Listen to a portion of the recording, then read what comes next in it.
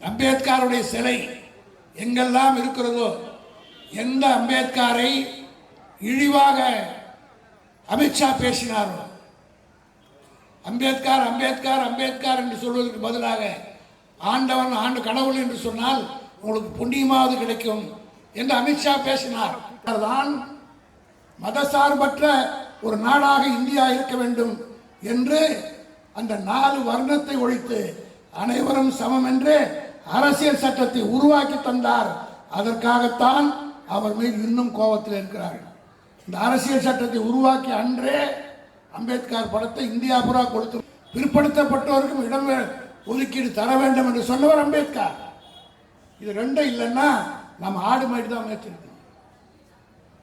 இன்றைக்கே உத்தரப்பிரதேசத்தில் அதான் நடக்குது. பசுமாட்டை தட்டா உதைக்கிறான், இஸ்லாமிய பொண்ணை கற்பழிக்கிறான். இதெல்லாம் தமிழ்நாட்டில் நடக்குதா? நான் இன்றைக்கு சொல்கிறேன், இந்தியா பூராவிலும் 2 கண்களாக இந்தியாவுக்கு இருக்க போவது வருங்காலத்தில். ஒன்று அம்பேத்கர், இன்னொன்று தந்தை பெரியார்.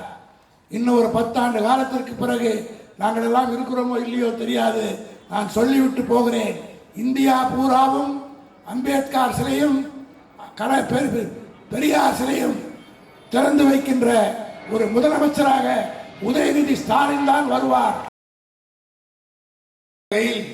நான் மேடைக்கு வந்தவொடனே ஏன்னா அமித்ஷா பாவம் செய்தவங்களாம் ஒரு கோயில் போனோங்கிறார்.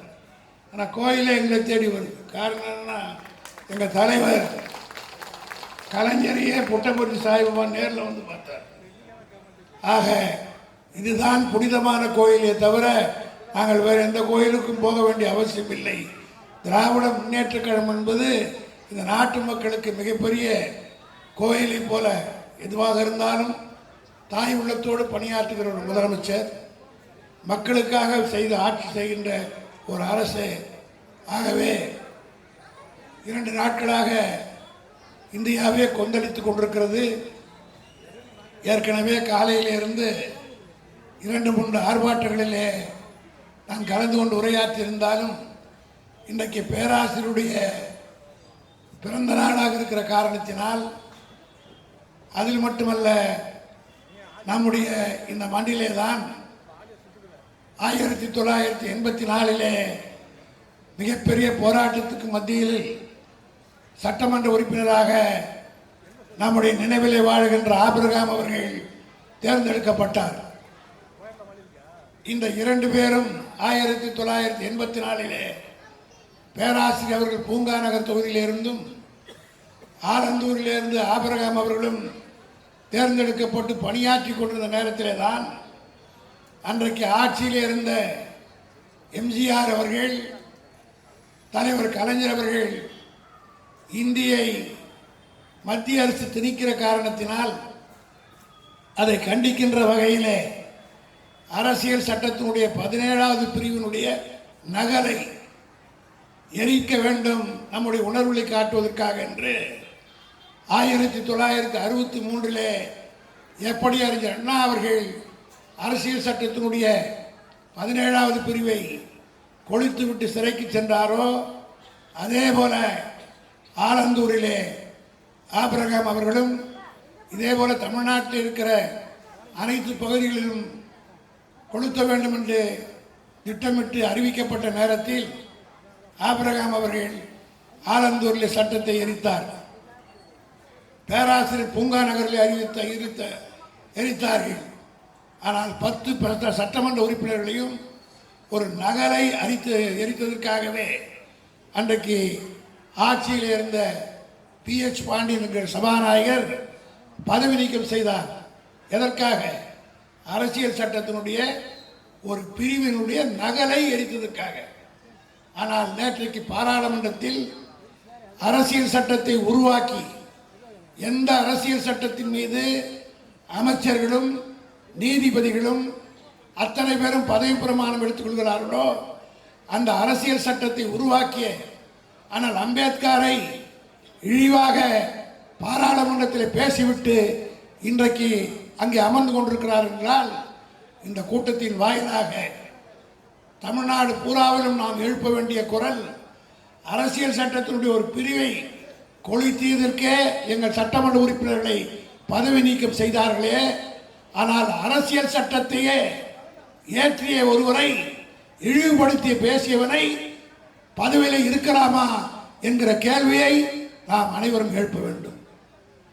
ஆட்சியில் இருப்பதற்கு எந்த யோகியதையும் அவருக்கு கிடையாது. இது ஒன்றை வைத்தே அவரை பதவியில் இருந்து நீக்கலாம். ஆகவே தலைவர் அவர்கள் நேற்றைய தினம் அந்த முடிவெடுத்து இன்றைக்கு காலையிலே 9 மணி அளவிலே அறிவாலயத்தில் என்னை அழைத்து மாவட்டத்தை ஒவ்வொரு மாவட்டத்திலும் ஆர்ப்பாட்டம் நடத்த வேண்டும் என்று பணித்தார்கள். உடனடியாக நம்முடைய மாவட்ட செயலாளர் அன்பரசிடத்திலே நான் சொன்னவுடன் இன்றைக்கு 2 மணி நேரத்தில் மிக பிரம்மாண்டமான ஒரு ஆர்ப்பாட்டத்தை தாம்பரத்தில் நடத்தி காட்டியிருக்கிறோம் என்று சொன்னால் ஒரு மண்ணும் விளம்பரம் கிடையாது, பத்திரிகை செய்தி வரல, பிட் நோட்டீஸ் போடல. திமுகவினுடைய சக்தி என்ன என்பதை மத்தியில் இருக்கிற மோடி அரசும் நம்மை எதிர்க்கக்கூடியவரும் தெரிந்து கொள்ள வேண்டும். கலைஞர் அடிக்கடி சொல்வார், என் தம்பி தூங்கினால் கும்பகர்ணன், எந்திரித்தால் இந்திரஜித் என்று. ஆட்சியிலே நாம் இருந்தாலும் தலைவர் தளபதி அவர்கள் ஆணையிட்டார் என்றவுடன் 2 மணி நேரத்தில் மிக பிரம்மாண்டமான ஆர்ப்பாட்டத்தை இந்தியா பூரா, தமிழ்நாடு பூரா நடத்தி இந்தியாவுடைய கவனத்தை நாம் ஈர்த்திருக்கிறோம். ஆக அதற்காக ஏற்பாடுகளை எல்லாம் செய்த நம்முடைய அன்பரசு அவர்களை நான் இந்த நேரத்தில் பாராட்டி, அதே போல ஒரே ஒரு வேண்டுகோளை நான் வைக்க விரும்புகிறேன். அம்பேத்கருடைய சிலை எங்கெல்லாம் இருக்கிறதோ, எந்த அம்பேத்கரை இழிவாக அமித்ஷா பேசினாரோ, அம்பேத்கர் அம்பேத்கர் அம்பேத்கர் என்று சொல்வதற்கு பதிலாக ஆண்டவன் கடவுள் என்று சொன்னால் உங்களுக்கு புண்ணியமாவது கிடைக்கும் என்று அமித்ஷா பேசினார். அந்த அமித்ஷாவுக்கு பாடம் புகட்டுகிற வகையில் எங்களை எல்லாம் வாழ வைத்து, எங்களை எல்லாம் இன்றைக்கு மனிதர்களாக்கி, எங்களை எல்லாம் இன்றைக்கு அமைச்சர்களாக, எம்எல்ஏக்களாக, எம்பிக்களாக, கவுன்சிலர்களாக, மேயராக உருவாக்குவதற்கு காரணமாக இருந்த அரசியல் சட்டத்தை உருவாக்கிய அம்பேத்கரை நாங்கள் கடவுளாக கருதுகிறோம்.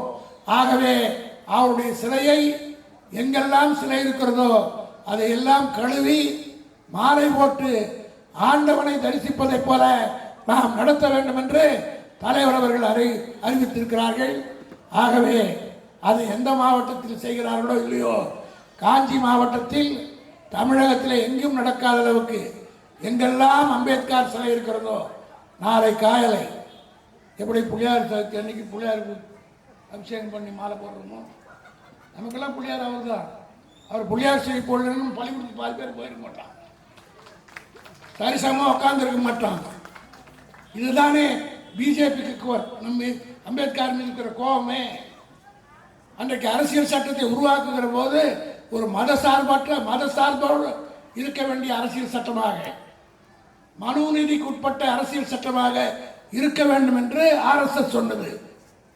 அம்பேத்கர் தான் மதசார்பற்ற ஒரு நாடாக இந்தியா இருக்க வேண்டும் என்று அந்த 4 வர்ணத்தை ஒழித்து அனைவரும் சமம் என்று அரசியல் சட்டத்தை உருவாக்கி தந்தார். அதற்காகத்தான் அவர் மீது இன்னும் கோபத்தில் இருக்கிறார்கள். இந்த அரசியல் சட்டத்தை உருவாக்கி அன்றே அம்பேத்கர் படத்தை இந்தியா பூரா கொளுத்தினான் ஆர்எஸ்எஸ். காந்தி படத்தை கொளுத்தினான், நேரு படத்தை கொளுத்தினான். இதெல்லாம் இன்னைக்கு இருக்கிற தலைமுறைக்கு தெரியாது. இதையெல்லாம் புரிந்து கொள்ள வேண்டும். இப்படி ஒவ்வொன்றாக பிஜேபி சொல்லுகிற போது நாம் நடந்து வந்த பாதையை திருப்பி பார்க்கணும். 100 வருஷத்துக்கு முன்னாடி நாம் எப்படி இருந்தோம்? அரசியல் சட்டம் வந்ததனால், கல்வி வந்ததனால் எந்த அளவுக்கு நாம் உயர்ந்திருக்கிறோம். இதை உருவாக்கி கொடுத்தது யார்? அரசியல் சட்டத்தில் 18% ஆதிதிராவிட எஸ்சி எஸ்டிக்கு அம்பேத்கர் தராமல் இருந்திருந்தால் எத்தனை பேர் ஐஏஎஸ் ஆகியிருப்பார்கள், எத்தனை பேர் ஐபிஎஸ் ஆகியிருப்பார்கள், எத்தனை பேர் டாக்டர் ஆகியிருப்பார்கள். அதே போல அரசியல் சட்டத்தினுடைய ஆர்டிகல் 25 25வது பிரிவில் பிற்படுத்தப்பட்டவர்களுக்கும் இடஒதுக்கீடு தர வேண்டும். டைரக்டிவ் பிரின்சிபல்ஸ் என்று சொல்லப்படுகின்ற அந்த அரசியல் சட்டத்தினுடைய வழிகாட்டு நெறிமுறையில் பிற்படுத்தப்பட்டவருக்கும் இடம் ஒதுக்கீடு தர வேண்டும் என்று சொன்னவர் அம்பேத்கர். இது 2 இல்லைன்னா நம்ம ஆடு மாடி தான் மேய்ச்சிருக்கணும். இன்றைக்கும் உத்தரப்பிரதேசத்தில் அதான் நடக்குது.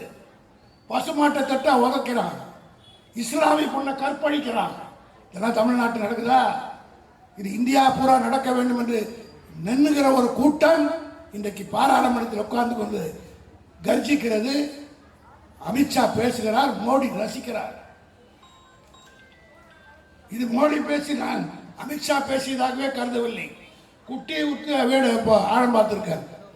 முதல்ல அமித்ஷா பேச விட்டுட்டு அதற்கு அடுத்து மோடி அவர்கள் என்ன செய்வார் என்றால், இந்தியா ஒரு நாடு ஒரு எலெக்ஷன் போல ஒரு கட்சி தான் நாட்டை ஆளணும், ஒரே ஒரு தலைவன் தான் இந்த நாட்டில் இருக்கணும், அது பிஜேபி தான் என்கிற நிலையை கொண்டு வருவதற்கு இன்றைக்கு ஏதோ நடந்து கொண்டிருக்கிறது. தமிழ்நாட்டிலே இது பெரியார் பிறந்த மண், அண்ணா பக்குவப்படுத்திய மண், கலைஞர் அவர்கள் வாழ்ந்த மண். எல்லாவற்றுக்கும் மேலாக அம்பேத்கரை போற்றி வளர்த்த ஒரு மாநிலம் தமிழ் மாநிலம். அம்பேத்கருடைய பெயரை பல்கலைக்கழகத்திலிருந்து அவருடைய மாநிலமான மராட்டியத்திலே ஒரு பல்கலைக்கழகத்துக்கு பேரை வச்சு எடுத்தாங்க. கலைஞர் அன்றைக்கு சென்னையில் கூட்டம் போட்டு சொன்னார், எந்த அம்பேத்கருடைய பெயரை அவர் பிறந்த பூமியிலிருந்து அகற்றினார்களோ, திமுக ஆட்சிக்கு வந்தவுடன் அவர் பெயராலேயே சட்ட பல்கலைக்கழக உருவாக்க வேண்டும் அண்ணா சொன்னார், கலைஞர் சொன்னார். அதே போல ஆட்சிக்கு வந்தவுடன் சட்ட பல்கலைக்கழகத்துக்கு அம்பேத்கர் யூனிவர்சிட்டி என்று வைத்தவர் நம்முடைய தலைவர் கலைஞர். ஒரு காலத்தில் நாங்கள் எல்லாம் படிக்கிற போது சட்டக்கல்லூரிக்கு பேர் மெட்ராஸ் லா காலேஜ். கலைஞர் அவர்கள் 96 மீண்டும் ஆட்சிக்கு வந்த பிறகு அம்பேத்கர் பெயரை வடமாநிலத்தில் இருந்து எடுத்த போது மெட்ராஸ் லா காலேஜை அம்பேத்கர் லா காலேஜ் என்று உருவாக்கி காட்டியவர் தான் கலைஞர் அவர்கள். ஆக அம்பேத்கருக்கும் திராவிட முன்னேற்ற கழகத்திற்கும் திராவிட இயக்கத்துக்கும் நெருங்கிய நட்பும் சொந்தமும் இருக்கிறது. நான் இன்றைக்கு சொல்கிறேன், இந்தியா பூராவிலும் 2 கண்களாக இந்தியாவுக்கு இருக்க போவது வருங்காலத்தில். ஒன்று அம்பேத்கர், இன்னொன்று தந்தை பெரியார். இன்னும் ஒரு 10 ஆண்டு காலத்திற்கு பிறகு நாங்கள் எல்லாம் இருக்கிறோமோ இல்லையோ தெரியாது. நான் சொல்லிவிட்டு போகிறேன், இந்தியா பூராவும் அம்பேத்கர் சிலையும் பெரியார் சிலையும் திறந்து வைக்கின்ற ஒரு முதலமைச்சராக உதயநிதி ஸ்டாலின் தான் வருவார். இந்தியா பூராவும். காரணம், இந்தியாவுக்கே வழிகாட்டுகிற எல்லா தகுதியும் இன்றைக்கு உதயநிதிக்கு இருக்கிறது. பெரியாரை எந்த கூட்டம் எதிர்த்ததோ அந்த கூட்டம் தான் இன்றைக்கு உதயநிதி எதிர்க்கிறது. நான் சொல்லுகிறேன், வருங்காலத்தில் இந்தியாவுடைய 2 கண்களாக, இந்திய மக்களுடைய 2 கண்களாக இருக்கிற அம்பேத்கர் பெரியார் 2 பேருடைய சிலையும் பக்கத்தில் வைத்து இதை இந்தியா பூராவிலும் திறக்க போகிற தலைவராக உதயநிதி ஸ்டாலின் தான் இருப்பார் என்று சொல்லி விடைபெறுகிறேன். நன்றி, வணக்கம். காஞ்சிபுரம் வடக்கு